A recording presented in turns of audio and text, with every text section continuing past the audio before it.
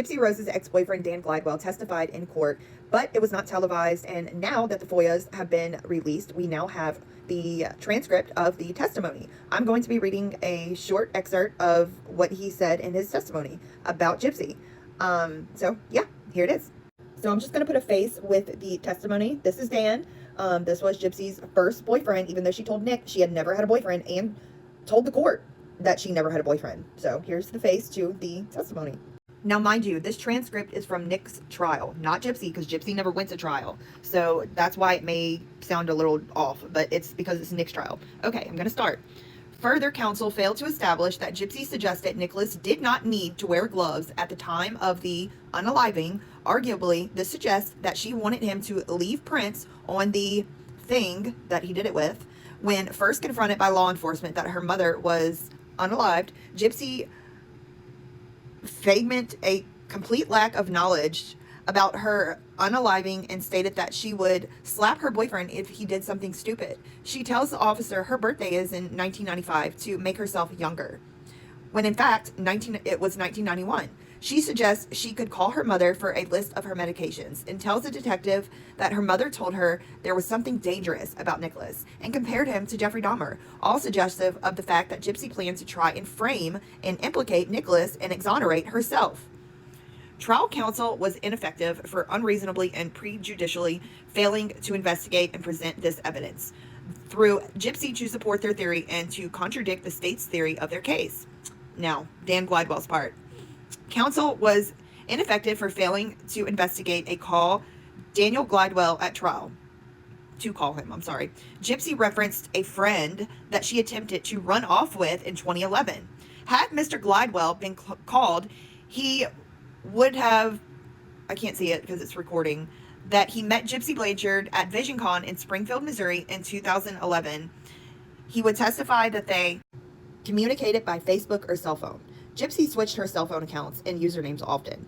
During this time period, they engaged in smexting and sent smexually explicit content to one another. Gypsy knew what she was doing smexually. In contemplating having smexual something together, Gypsy told him that she did not need her wheelchair and could move around like any normal girl. Gypsy sent him images of herself, including images of her doing stuff with a toothbrush. So this is where the toothbrush reference comes from, guys, right here in the testimony. He would testify that Dee Dee called him and told him to stay away from Gypsy, claiming she was underage. But Gypsy claimed she was 18 and had identification to prove her age. At one point, he stopped communicating with her because of the age question. Gypsy continued to contact him, pleaded with him to stay in contact with her, and continued to insist that she was of age. Mr. Glidwell would testify that he sought treatment from Mercy Hospital in Springfield after he was injured in a fall from a balcony. He would testify that he invited Gypsy to come meet him because he was in pain and he wanted to be comforted. Gypsy arrived without her wheelchair and with a very large suitcase. She also had with her a 3-ring binder of multiple forms of identification to prove she was over 18 years old. Mr. Glidwell would testify that his cousin, Steve Fawcett, drove them all back to Mr. Fawcett's residence where Gypsy spent the night. Mr. Fawcett, Jenna, and another male were all present.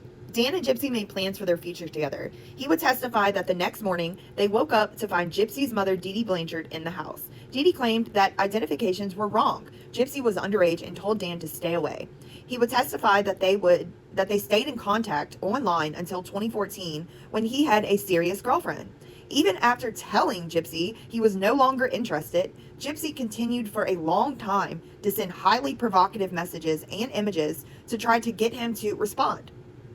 Gypsy learned that he and his girlfriend broke up and mentioned that she had a boyfriend, Nicolas Godejohn. Dan felt that she would try to manipulate him to come to her rescue by using Nicolas to make him jealous. Sound familiar? Mr. Glidwell would testify that Gypsy messaged him in June of 2015. That is the same month that the crime happened, close in time to the unaliving, asking to meet for coffee and say goodbye.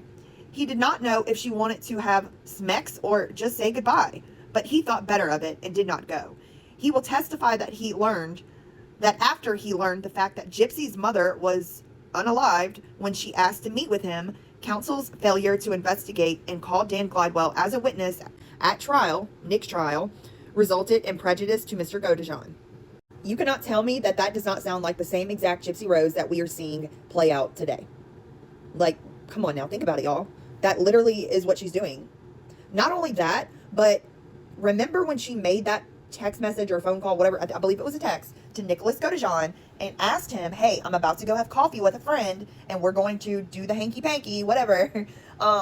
Is it okay or whatever she said to him? Supposedly Nick was on the way, right?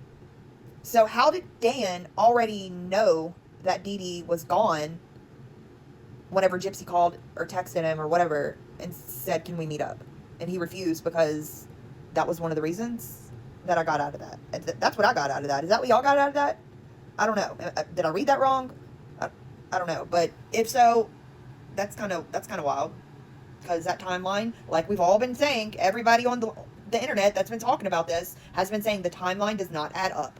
And if you really look at it close, and especially since the FOIA has been released, in the messages, the text messages between Nick and her, it doesn't add up. It really doesn't.